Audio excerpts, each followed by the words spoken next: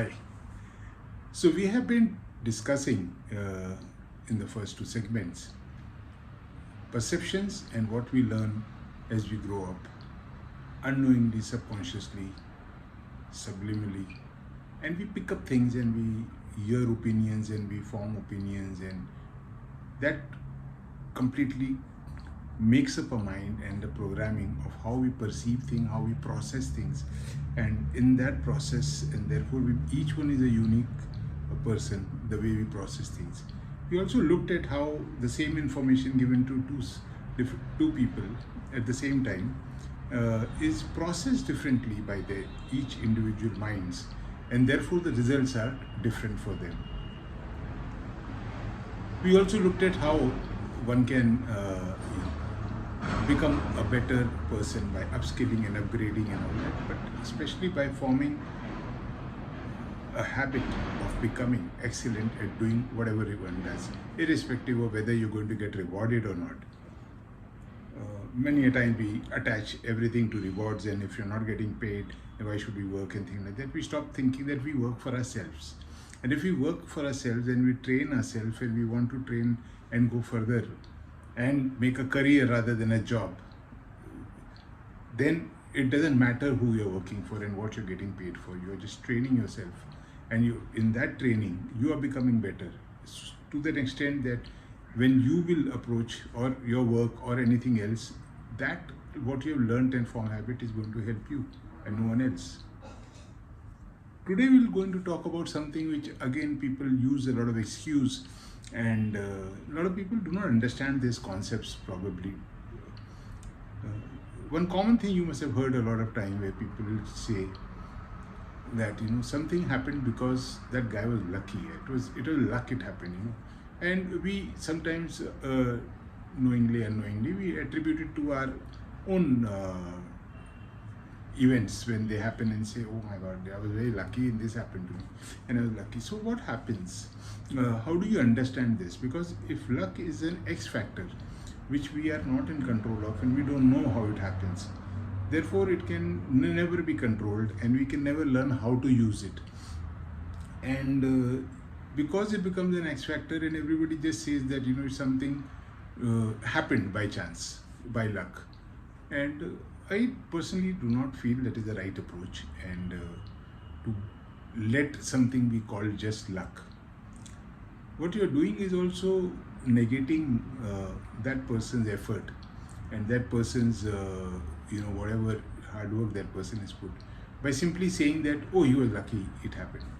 And it's very cruel to do that to someone, because that someone, whoever you think got lucky, and whenever you get lucky, you need to understand one thing, that the right definition, which a lot of people now talk about and getting aware of it, is that luck is a preparation that has met opportunity. So what does it mean really?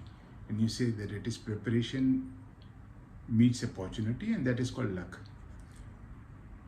What it really means is that if you have been preparing yourself for certain things, broadly also or very focused, then you are so well prepared that when an opportunity comes, you are able to spot it.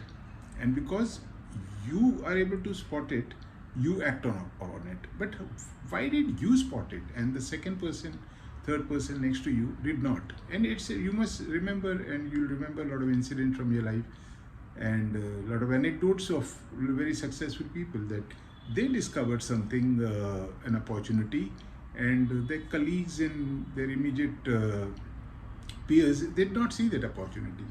They're gallows of this thing. Everybody a lot of people must have seen the apple fall, and a lot of people saw the water boiling with the lid jumping, and not everybody thought that they could, do something with it which will go into revolutionize things like that. And but there's somebody who saw it and he processed it differently, and because he processed it differently, he was able to take it in a different direction, and the rest became history. This is what it means to prepare. So the idea is that you need to keep preparing But like we discussed in the previous segment, a lot of people do not prepare for things because they feel that work and pleasure is two different things. So once I've done my job where I go and I get paid and I do my task and come, I need to relax and I need to get away from it all and I need to not think about that at all. Which is a very sad thing. One, that you think that work is something as a part of your day and it doesn't concern, because what you do at work, what profits or rewards and benefits you get is used by you throughout the day, throughout the week, throughout the month. That is your sustenance. So how can it not be part of you? That aside, if you consider work as a task, as a chore, it's an effort and you feel like, oh my God, I have to do this. And you must have heard a lot of people, there are probably songs also made about it, how I have to work and work is such a bad thing and it sucks me and takes out all the blood from me and energy is gone. That is because that person is resisting the work. That is because that person does not have a vision of where this work is going to take him. That is because that person is bereft of any ambition. It is because that person is unable to understand that this work and the natural flow of this work, increments or promotion, is not what your life should be about. There has to be quantum jumps for you to reach somewhere, become more successful and have that kind of success from life which you aspire and desire, and you see a lot of people do that. So there's a disconnect that you want to be very successful and you want to do this thing, and then you'll do work as a task and you'll hate it and you say, my God, it's like this. So because there is no natural progression or path that you see that this work is going to lead me somewhere. So you need to create that path of understanding that this work is going to take me somewhere and how it can take me. So to correct the perception, but probably the work you're doing may not take you to that mission or that goal where you want to go. But that work is paying for your upkeep or sustenance.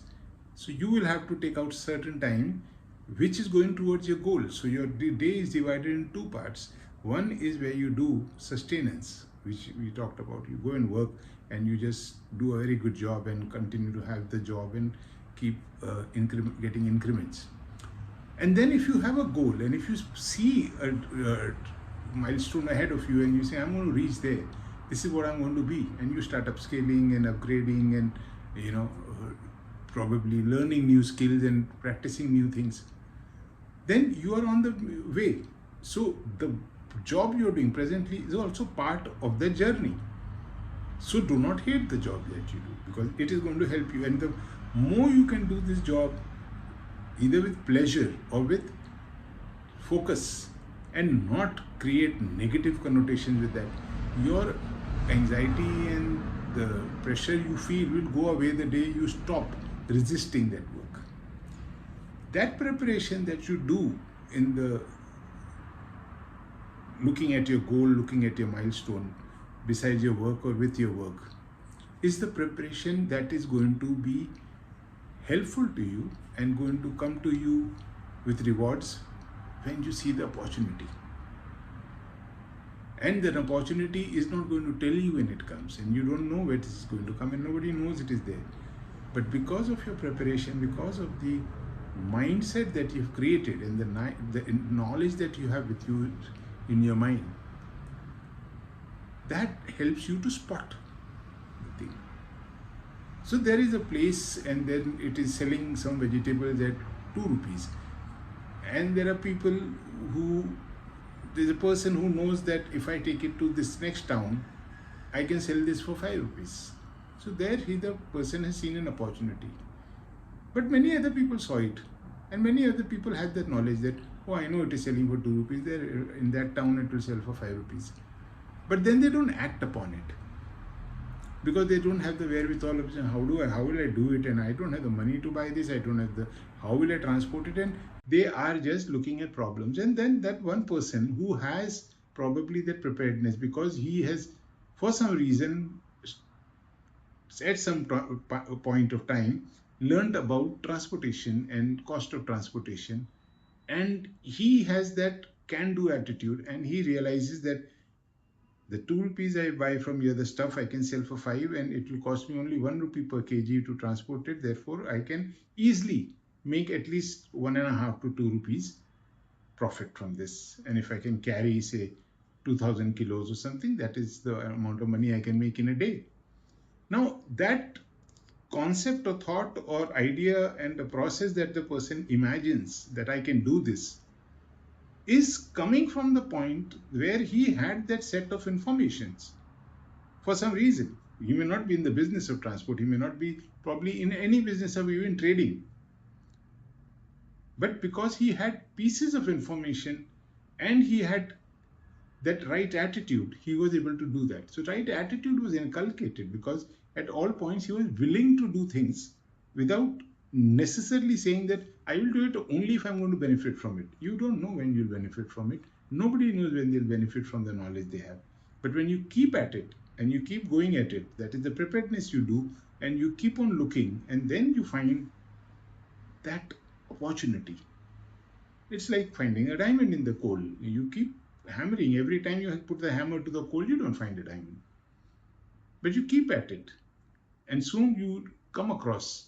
And then again you come across. And at the end of the day or at the end of this thing, you have sufficient amount of it to say that, oh yeah, I was rewarded. So preparedness meets opportunity. The preparedness is the process that you do willingly and without thinking about the results.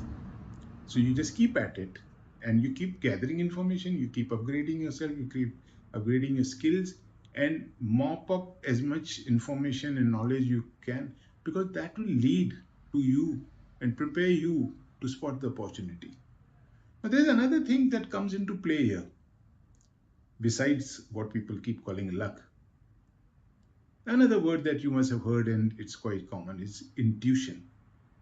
I had an intuition. Sometimes it is called the gut feeling also. So what is intuition and how do you describe intuition? I like to imagine that and say that, probably the dictionary meaning of intuition is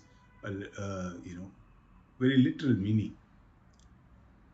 But the way I look at it, and in my experience, what I've understood is that again, intuition is looked upon as an X factor, as an abstract thing, and just out of the blue from the universe or from somewhere in the space around you, somewhere a thought comes and it hits you, and you say, oh my God, epiphany.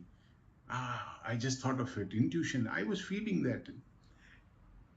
So I wanted to explain it in a different way, which probably I think is true and it can be proven. Hear me out.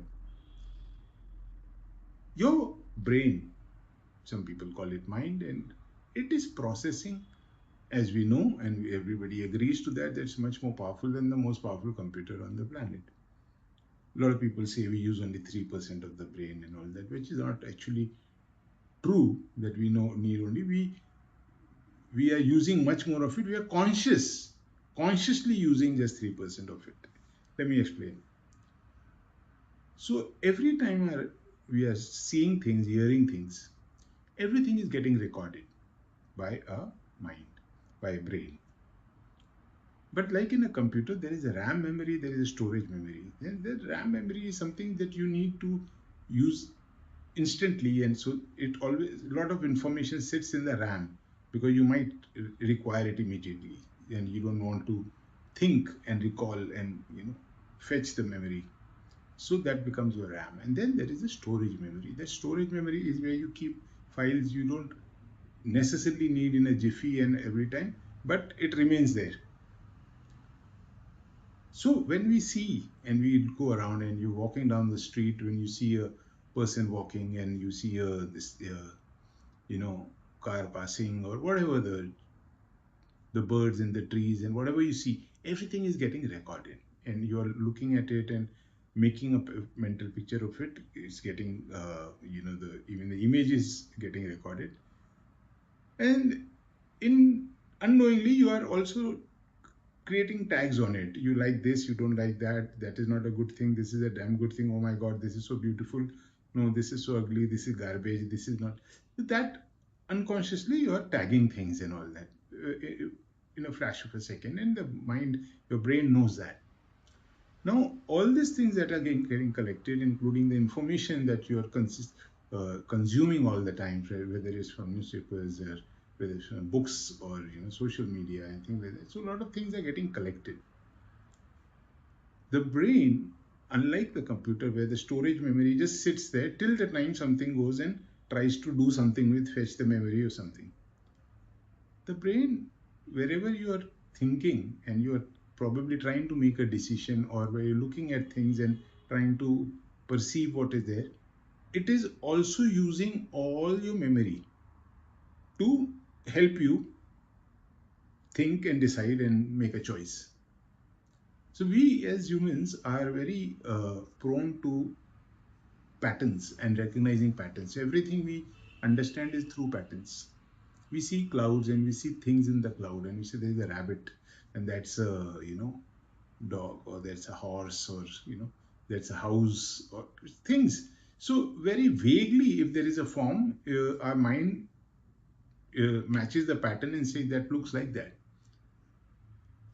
But if you do not have any memory of a rabbit, you have never seen a rabbit ever in a picture or real life or ever, and you see a cloud for which looks like a rabbit, but since you don't have a pattern to match, your mind will not tell you that it's a rabbit. So ultimately your mind can only do what you have fed in it, just like a computer. So if your computer doesn't have a video recording software, you can't record the video. It doesn't have audio recording software, you can't. It doesn't have Excel software, you cannot do Excel sheets in that. You'll have to do some other way. Similarly, here the patterns are being recognized and all because the patterns have been fed. Taking this piece of information further, which means that whatever is your input, and the mind has some information stored, it can recognize patterns, use these informations and process and come up with a result. This function happens very silently in the background, and a lot of times we don't even know about it. Okay, it is happening, or it is getting done. But once the brain has done or reached certain amount of decision, or recognizing a pattern, it presents the information to you in your conscious mind. That we recognize as intuition or epiphany. And we say, oh, I just got a thought. You got a thought? Yes. The thought was delivered to you? Yes. But that process did happen. So it is not the thought that has come from somewhere in space, somewhere in the universe. Your mind was processing, and therefore it processed and presented to you with the result, and that is the thought you had. What does that tell us? That your intuition is dependent on the information contained in your mind. And if you do not have certain information, then the intuition cannot work. That is a theory. So since there is nothing to process, then no result will come up.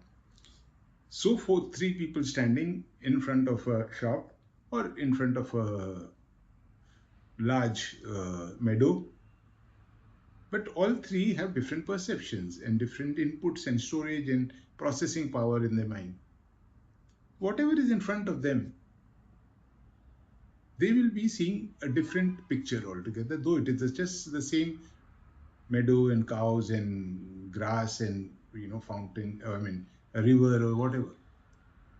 But one person is looking at it and has a different set of thoughts, second person. That is your personal perception and processing which your mind is doing. So in order to have good intuitions and work-related intuitions, the mind needs to have some information to use.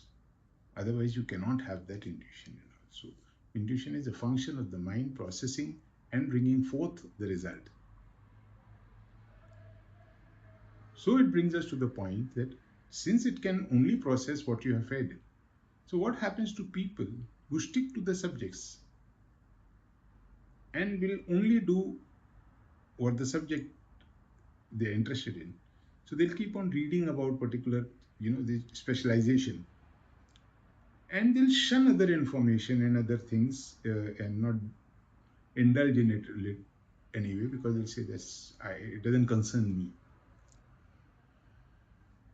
It can be a policy, it can be your thought process, but don't you think therefore you're limiting your mind from processing and recognizing patterns and giving you epiphanies on those subjects because it has no way, it has no data to process and tell you. So within your scope of work and within the focus of what you are doing, you have collected a lot of thoughts and things like that. It will work. Your mind will work. It will give you thoughts. It will give you epiphanies. It will give you intuitions. But beyond that, it will not. So it becomes a very narrowed personality where very good, very excellent at one particular subject, but miserable in anything else. Probably, I like to believe that this is how the other species were formed. There were species which kept on specializing, and as the evolution started and carried on, and as they kept on specializing and say, I will do this and I will not do that, and I'll just concentrate on this, and they became like that. So there were the bees and the birds and the dinosaurs and the cats and the mouse and all that. If we are going to believe Darwin and say we all came from the same singular unicell, and the evolution separated us and we kept evolving in different way. A lot of factors were there. There was weather was a factor, and your own process was a factor, and what you encountered, and a lot of things. Something was more in the water, something was on land, something was in the air, and something faced a lot of predators, something did not, and so on and so forth, and that shaped us. And therefore, but there were all the species which are not human were specializing in something, and then you can very clearly see that okay, this is an elephant, the speciality of elephant is this, and this is a monkey, this is the speciality of the monkey, it can do this because they chose to evolve in that direction and chose to evolve in that direction. But the human was able to control all of them and everything in the universe because it chose to remain a well-rounded personality which was learning everything, grasping everything, and therefore even as a prehistoric human, because of the knowledge we were gathering, we were intuitive and we were getting these thoughts of what to do next. So because a prehistoric human had heard and seen certain animals and predators in the jungle, so next time when he was passing by seeing just broken bushes or very distant sound or maybe a pug mark somewhere, he was able to instantly know that there's something wrong and I should not do this because of the knowledge he had and the patterns he had. The other person who had never encountered this thing just walked into it and probably perished.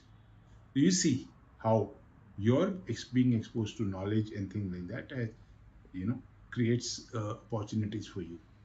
And that a lot of people call intuition, a lot of people call it epiphany, a lot of people call it luck.